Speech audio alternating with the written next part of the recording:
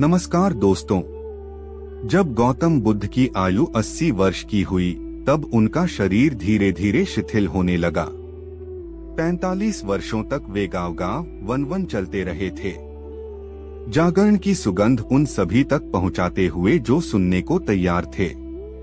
शरीर अपना कार्य पूरा कर चुका था, दीपक अपना प्रकाश दे चुका था। एक प्रातः जब सूर्य की किरणें वृक्षों के बीच से उतर रही थीं, बुद्ध ने जान लिया कि पृथ्वी पर उनका समय अब पूर्ण होने को है। उनके शिष्यों ने भी इसे महसूस किया। उनकी आंखों में एक पारदर्शी स्थिरता थी, मानो भीतर का प्रकाश अनंत आकाश में विलीन होने की तैयारी कर रहा हो। वे यात्रा को धीमे धीमे आगे बढ़ाते रहे। लोग अपने घरों से बाहर निकल आए, उन्हें नमन करने, भोजन और फूल अर्पित करने के लिए।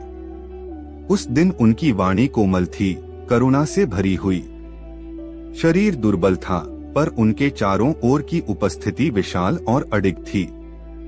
दोपहर में वे एक साधारण व्यक्ति के घर ठहरे, जिसने स्नेह से एक सरल भोजन तैयार किया था। बुद्ध ने कृतज्ञता के साथ उसे स्वीकार किया, उस व्यक्ति को आशीर्वाद दिया और अपने सेवक से कहा कि उसे किसी प्रकार का दुख न हो। उसका अर्पण महान प्रेम का कार्य था। कुछ समय बाद बुद्ध के शरीर में पीड़ा आरंभ हुई। वे जान गए कि क्षण आ चुका है, पर न कोई संघर्ष था, न भय का कोई चिन्ह, केवल मौन और स्पष्टता। उन्होंने अपने शिष्यों से कहा कि उन्हें नगर के बाहर एक शांत उपवन में ले जाया जाए। वहां की वायु स्थिर थी। संध्या के स्वर्णिम प्रकाश में पत्ते ऐसे चमक रहे थे मानो पूरा वन उस महापुरुष को नमन कर रहा हो, जिसने बिना अहंकार, बिना कामना, बिना आसक्ति के जीवन जिया था। दो ऊंचे वृक्षों के बीच एक साधारण वस्त्र बिछाया गया। बुद्ध दाहिनी करवट लेट गए, सिर हाथ पर टिकाए हुए, वही आसन जिसे वे विश्राम और ध्यान के लिए अपनाते थे। मृत्यु में भी वे शिष्यों को सजगता की कला सिखा रहे थे, हर क्षण में सचेत, सहज और शांत बने रहना। शिष्य उनके चारों ओर एकत्र हो गए। कुछ मौन में रो रहे थे, कुछ स्थिर बैठे अपने प्रिय गुरु को गहन ध्यान में निहार रहे थे। वातावरण शोक और शांति दोनों से भरा था। वह पवित्र क्षण था जब प्रेम सत्य से मिल जाता है। उनके निकटतम शिष्यों में से एक, आनंद ने धीरे से पूछा, भगवान, आपके जाने के बाद हमारा मार्गदर्शन कौन करेगा? बुद्ध ने आंखें खोली, स्वर क्षीण था पर अडिग। उन्होंने कहा, अपना दीपक स्वयं बनो, किसी और पर निर्भर मत रहो। अपनी जागरूकता को ही अपना आश्रय बनाओ। इन शब्दों में उनके समस्त उपदेशों का सार था, न कोई उद्धार करता, न बाहरी सत्ता, केवल सजगता, स्वतंत्रता और आत्मबोध। उन्होंने फिर कहा, जो कुछ भी उत्पन्न होता है वह नष्ट होता है। सावधानी और जागरूकता से अपने ही जागरण का अभ्यास करो। फिर उन्होंने प्रत्येक शिष्य को देखा, व्यक्ति के रूप में नहीं, बल्कि उसी चेतना के दर्पण के रूप में जो कभी एक वृक्ष के नीचे उनके भीतर जाग उठी थी। संध्या गहराने लगी, श्वास धीमी होती गई। वन पूर्णतः शांत हो गया, जैसे पक्षी भी ठहर गए हों। एक क्षण के लिए ऐसा लगा मानो समय स्वयं रुक गया हो, मानो पूरा ब्रह्मांड मौन में नतमस्तक हो गया हो। फिर श्वास रुक गई, पर कुछ अमापनीय शेष रह गया। न वह जीवन था जैसा हम जानते हैं, न मृत्यु जैसी हम कल्पना करते हैं। वह था एक विशाल मौन, आरंभ और अंत से परे शुद्ध चेतना। शिष्य पूरी रात उनके शरीर के पास बैठे रहे। अनेक रोए, पर धीरे धीरे आंसू स्थिरता में बदल गए। उन्हें अनुभव होने लगा कि बुद्ध कहीं नहीं गए हैं।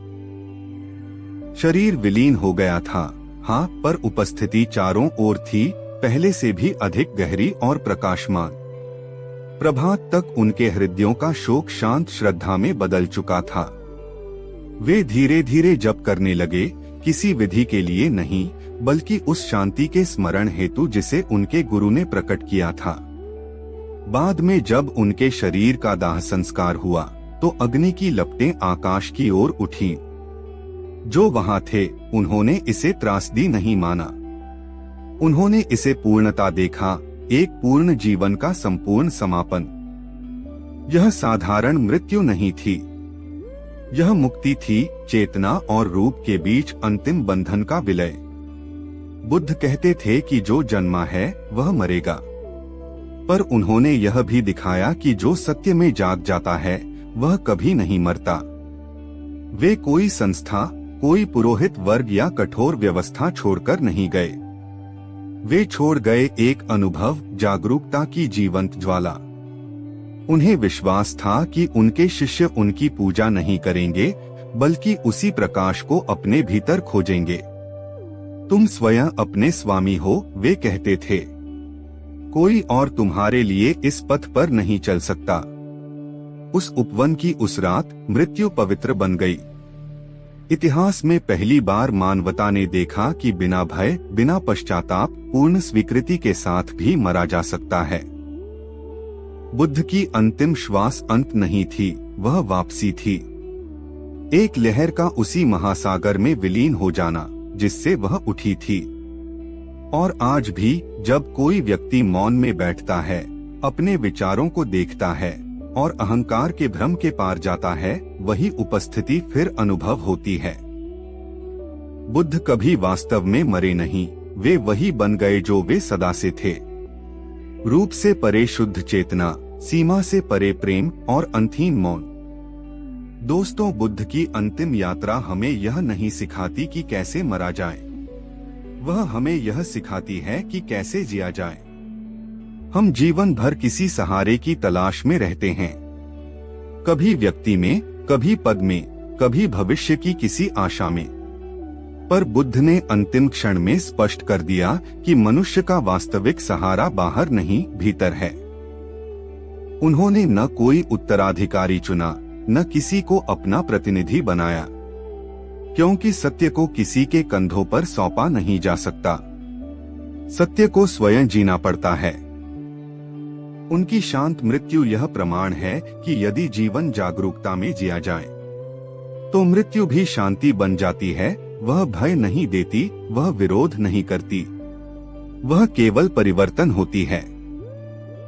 यह कथा हमें यह भी सिखाती है कि जीवन की महानता दिखावे, शक्ति या संग्रह में नहीं है, बल्कि सरलता, करुणा और सजगता में है।